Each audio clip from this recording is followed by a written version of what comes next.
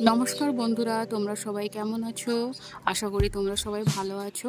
আমিও ভালো আছি।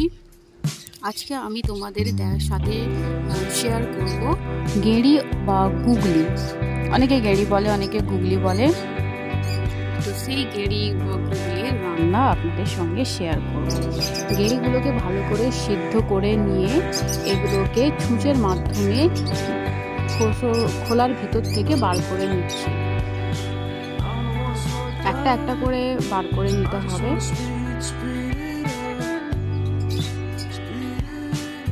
মা এই কাজটা করছে, একটা একটা করে ছুঁচের মাধ্যমে বের করে নিচ্ছে।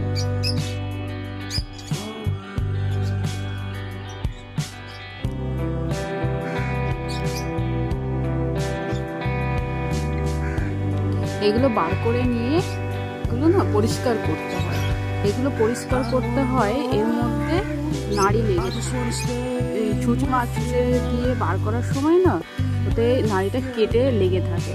ওই নাড়িটা একটা একটা করে পরিষ্কার করে নিতে হয়। নাড়ির মধ্যে অনেক ময়লা থাকে, সেই জন্য পরিষ্কার করে নিলে খুবই ভালো। একটা একটা করে পরিষ্কার করে নিতে হয়। দেখুন কোথায় থাকে এই নাড়িটা, এই জায়গাটাতে দেখে নিয়ে সেটাকে ফেলে দিতে হয়।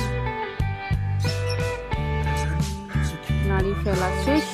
ওগুলো নুন দিয়ে ভালো করে ঘষে ঘষে পরিষ্কার করতে হয়। সেটা আপনাদেরকে দেখানো হলো না, কিন্তু রান্না প্রসেসে চলে এসেছি। পেঁয়াজ তেজপাতা ফোড়নে দিয়ে গেঁড়িগুলোকে ভালো করে ভেজে নিতে হবে। ভেজে নেবার পরে বেগুন, আলু, টমেটো দিয়ে কষিয়ে নেওয়া হবে। এটা শর্টকাট প্রসেস, আপনারা চাইলে আরও ভালোভাবে রান্না করতে পারেন। আমরা একটু শর্টকাটভাবে করছি। দেখুন কিরকম দেখছে রান্না। ও রান্না দেখতে কিন্তু খুব পছন্দ করে। একটু ভাজা ভাজা হয়ে গিয়েছে।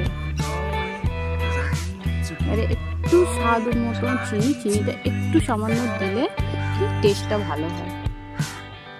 নাড়িয়ে নিয়ে কষানো হচ্ছে।